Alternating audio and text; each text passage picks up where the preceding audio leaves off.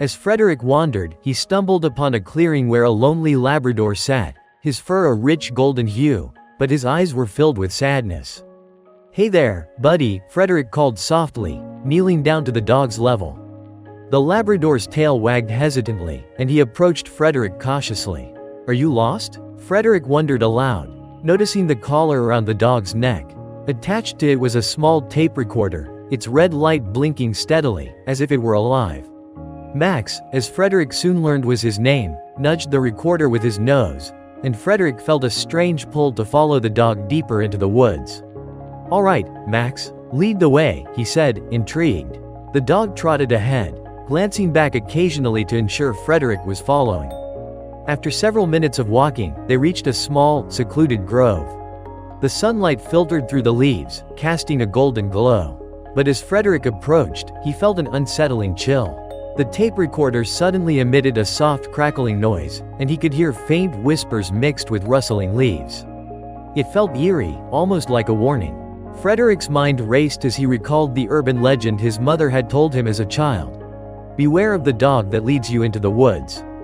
Those who follow never return." He shook his head, trying to dismiss the thoughts. "It's just a story," he reassured himself. But as he looked down at Max, the dog's demeanor had shifted.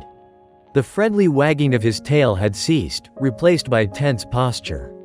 "Okay, buddy, let's head back," Frederick said, feeling a knot of anxiety tighten in his stomach.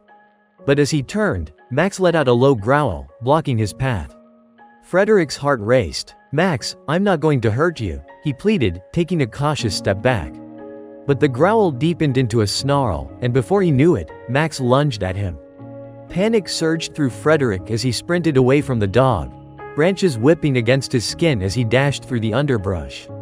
He could hear Max's heavy paws pounding behind him, the growls echoing in the stillness of the forest. Desperation fueled his flight until he spotted a small, dilapidated hut nestled among the trees. He bolted inside, slamming the door behind him. Breathless, Frederick leaned against the door, heart pounding in his chest. He could hear Max outside, pacing and barking. The sound was haunting, a mix of fury and desperation. Frederick glanced around the dimly lit hut, searching for something, anything, that could help him. Old tools and remnants of long-forgotten lives littered the space, but he felt utterly trapped. Minutes felt like hours as he waited, the fear gnawing at him. Suddenly, he heard voices outside. 2 locals had come to investigate the commotion. "Did you hear that?" one of them called. "Sounds like something's not right." Frederick's heart leapt at the sound of human voices. "Help, I'm in here," he shouted, his voice cracking.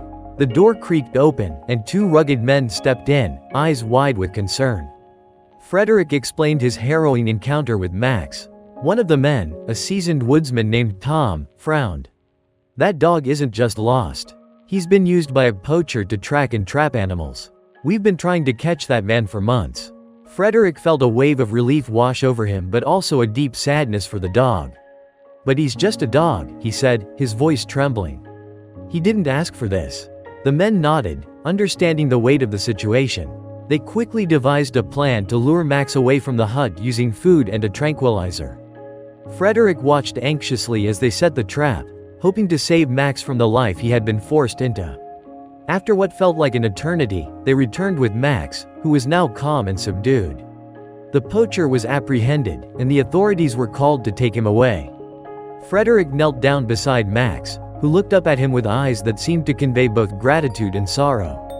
"Hey, buddy," he said softly, reaching out to pet the dog's head. "You're safe now." Max leaned into the touch, and Frederick felt a connection that transcended their harrowing experience.